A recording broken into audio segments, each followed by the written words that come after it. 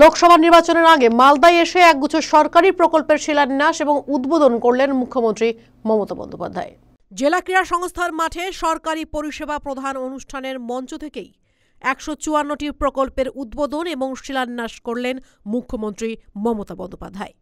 এই প্রকল্পগুলির জন্য বরাদ্দ হয়েছে প্রায় ৫৭৫ কোটি টাকা, যার মধ্যে মালদা জেলার ১৫টি ব্লকের কমিউনিটি হল থেকে গ্রামীণ হাসপাতাল, শিক্ষা কেন্দ্র, হস্টেল, ডিম উৎপাদনের জন্য পোল্ট্রি ফার্ম, রেশম শিল্প, ক্ষুদ্র শিল্প প্রকল্প রয়েছে। গৌরমৌলিপুর রাস্তা ৫,৮৯,০০,০০০ টাকা, আর ইংলিশ বাজারে জলের জন্য পুরসভাকে ১২,৬৪,০০,০০০ টাকা দেওয়া হচ্ছে। এছাড়াও নানা রকম আয়ুষ বিভাগ, কমিউনিটি হল, ICDS সেন্টার, আরও অনেক কিছু আমাদের দেওয়া হচ্ছে। আজকে মনে রাখবেন কত লক্ষের পরিষেবা দেওয়া হচ্ছে, ডাইরেক্ট আপনাদের ব্যাংক অ্যাকাউন্টে চলে যাবে। মালদা জেলায় ২ লক্ষ মানুষকে কোনো না কোনো সুবিধা দেওয়া হচ্ছে, যে টাকা তারা পাবেন। আর কদিন ধরে উত্তরবঙ্গে প্রায় ৬ লক্ষ মানুষকে আমি পরিষেবা দান করে এসেছি। মনে রাখবেন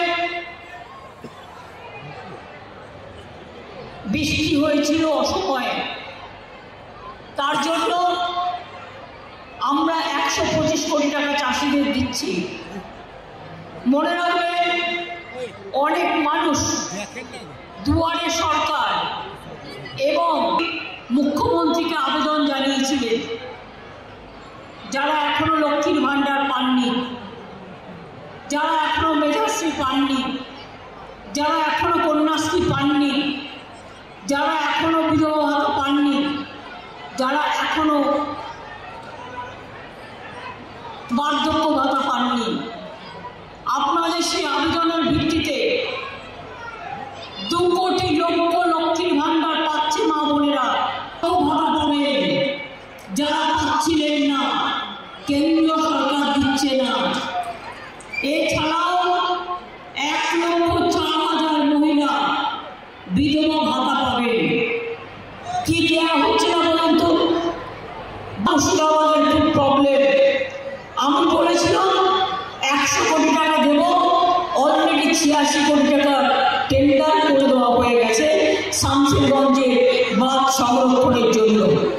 গত ৫ বছরেও আমরা ১৬৮ কোটি টাকা খরচ করেছি, আরও ১০ কোটি টাকা দিচ্ছি। এটা বলি আমরা সেটা কিন্তু করি। আপনারা জানেন অনেক রাস্তা, অনেক কিছু আমরা করব। ২-১টা আমি উল্লেখ করছি। কন্যাশ্রী মেয়েরা একটু বসে, আপনারা জানেন হাওড়া গঙ্গা ভাঙন ছাড়াও মালদা টুডে।